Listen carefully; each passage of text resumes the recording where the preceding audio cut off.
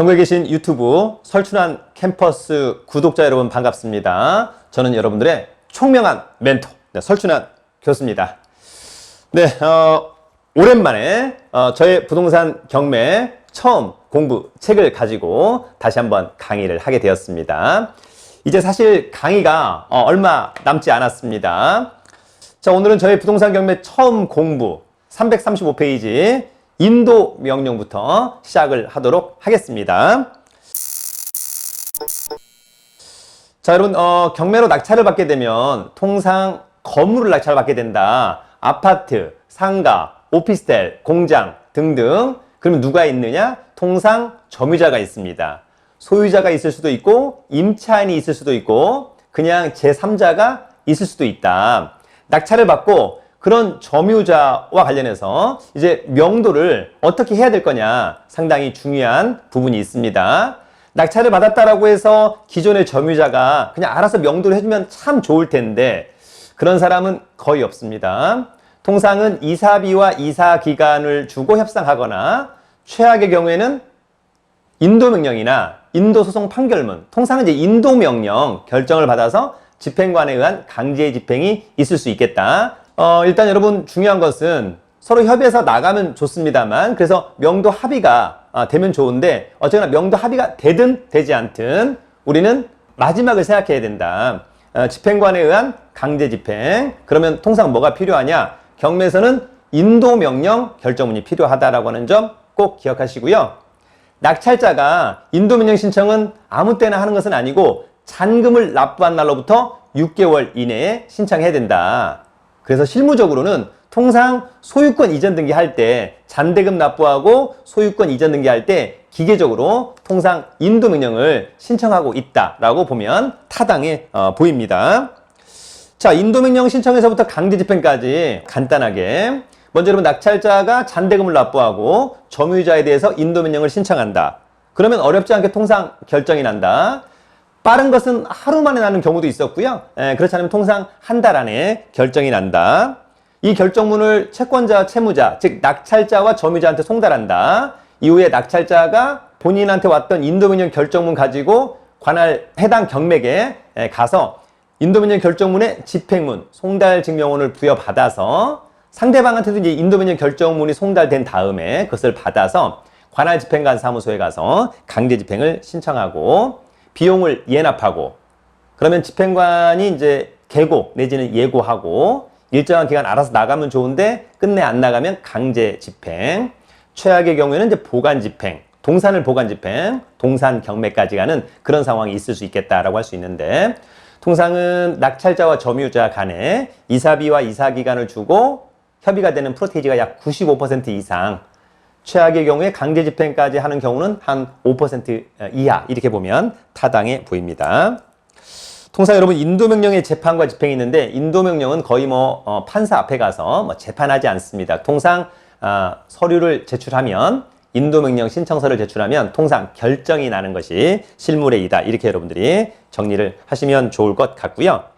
어쨌거나 낙찰자한테 대항할 수 없는 사람은 인도명령 결정을, 낙찰자한테 대항할 수 있는 사람은 다음 편에 제가 동영상을 촬영할 텐데 인도 소송을 할 것으로 보입니다. 인도명령 신청 절차 및 집행 서류 갖추기 간단하게.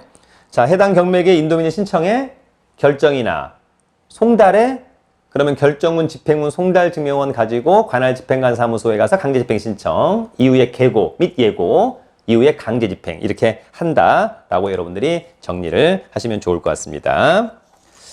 자, 여러분 페이지 338페이지에 강제 집행 신청서가 있는 거죠. 요거는 이제 관할 집행관 사무소에 가서 요런 서류가 있으면 이걸 이제 작성하시면 됩니다. 채권자는 낙찰자의 이름, 주민등록번호, 전화번호, 우편번호, 주소.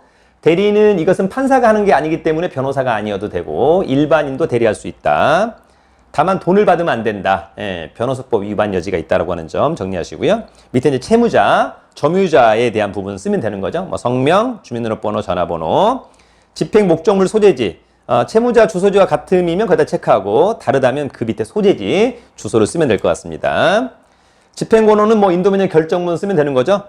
서울 북부지방법원 2019 타인 792 부동산 인도명령 결정문 이렇게 하시면 될 것 같고 집행의 목적물 및 집행 방법, 부동산 인도의 체크, 돈 받는 거 아니니까 청구 금액은 X, 그 다음에 채권자 설춘한 도장 딱 찍으면 될 것 같습니다. 집행비용 납부하고 남는 돈 리턴 할 수 있게끔 채권자의 계좌번호를 쓰게 돼 있다라고 하는 점, 그래서 계좌번호 쓰면 된다, 이렇게 정리합니다. 자, 마지막으로 인도명령 신청서, 내가 직접 한번 써보겠다라고 한다면 339페이지. 신청인은 낙찰자의 이름과 주소, 연락처, 피신청인은 점유자의 이름과 주소, 신청 취지는 정형화된 겁니다. 피신청인은 별지 목록 기재 부동산에 대한 점유를 해제하고 신청인에게 인도하라라는 재판을 구합니다. 신청 원인 1번은 이거 낙찰자가 돈 냈으니까 낙찰자 거다, 또는 낙찰자가 돈 내고 등기까지 했으니까 낙찰자 거다. 1번의 원인은 그런 거고, 2번은 낙찰자한테 대항력이 없는 점유자인데 안 나간다, 이런 내용으로 기재를 하시면 될 것 같습니다. 첨부 서류에는 등기부 등본을 반드시 제출해 줘야 되고, 아직 저의 명의로 소유권 이전 등기를 하지 않았으니까 그러나 소유권을 입증하기 위해서 잔대금, 완납증명원을 제출한다. 해당 경매계에다 신청한다 라고 하는 점 하나 간단히 정리하고요. 340페이지의 별지의 부동산의 표시는 등기부의 표제부를 보고 그대로 기재할 수 있어야 한다 라고 하는 점. 사실 여러분 이런 것들은 개인이 이제 하기보다는 나중에 대출 받으면 소유권 이전 등기 및 말소 등기 촉탁 이런 것들을 금융기관의 대리인인 변호사나 법무사가 하는데, 그런 분들에게 한 5만 원에서 10만 원을 주고 이런 인도명령 신청서를 작성해서 제출해달라고 한다면 가장 깔끔한 방법이 될 수 있겠다, 이렇게 정리하시면 좋을 것 같습니다. 어때요 여러분? 오늘은 인도명령 신청과 강제집행에 대해서 간단히 알아봤습니다. 중요한 것은 경험이 중요하다라고 하는 점 꼭 기억을 해두시면 좋을 것 같습니다. 대한민국에서 가장 공신력 있는 유튜브 설춘한 캠퍼스를 지향하고요. 궁금한 사항은 저희 네이버 카페 설춘한 캠퍼스에 질문 올려주시면 최선을 다해서 답변을 드리도록 하겠습니다. 더불어서 저희가 12월 7일 날 세종사이버대학교가 주관하는 인천인재개발원에서 하는 부동산 경매 특강을 무료로 진행합니다. 혹시 기회가 된다면 무료이기 때문에 여러분들 꼭 한번 함께 하시면 좋을 것 같습니다. 늘 여러분의 건승을 기원합니다. 오늘 강의는 여기까지!